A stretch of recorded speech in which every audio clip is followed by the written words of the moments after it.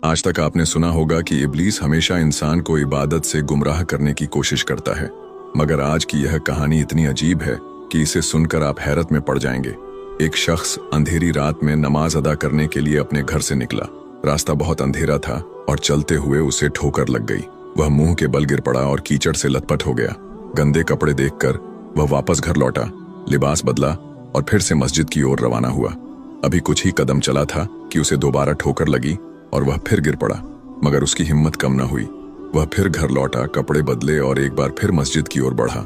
इस बार जब वह घर से बाहर निकला तो दरवाजे पर एक अजनबी खड़ा था, जिसके हाथ में एक चमकता हुआ चिराग था। अजनबी चुपचाप उसके आगे आगे मस्जिद की तरफ चल पड़ा।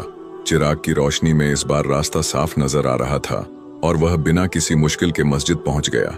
मस्जिद के दरवाजे पर वह अजनबी ठहर गया और नमाजी अंदर चला गया। नमाज अदा करने के बाद जब वह बाहर निकला तो देखा कि वह अजनबी अभी भी खड़ा था, मानो उसे घर छोड़ने आया हो। नमाजी को अजनबी पर शक हुआ और उसने उससे पूछा, आप कौन हैं? अजनबी ने जवाब दिया, मैं इब्लीस हूं। यह सुनकर नमाजी हैरान रह गया और बोला, शैतान मुझे मस्जिद तक कैसे छोड़ने आया? तेरा काम तो लोगों को गुमराह करना है। इब्लीस हंसते हुए बोला, जब पहली बार तू गिरा तो अल्लाह ने तेरे सारे गुनाह माफ कर दिए। जब दूसरी बार गिरा तो अल्लाह ने तेरे पूरे खानदान को बख्श दिया।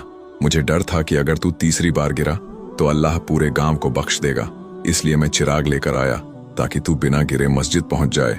यह सुनकर नमाजी की आंखों में आंसू आ गए। उसने सजदे में गिरकर अल्लाह का शुक्र अदा किया कि उसकी मेहनत और नियत को अल्लाह ने कबूल कर लिया।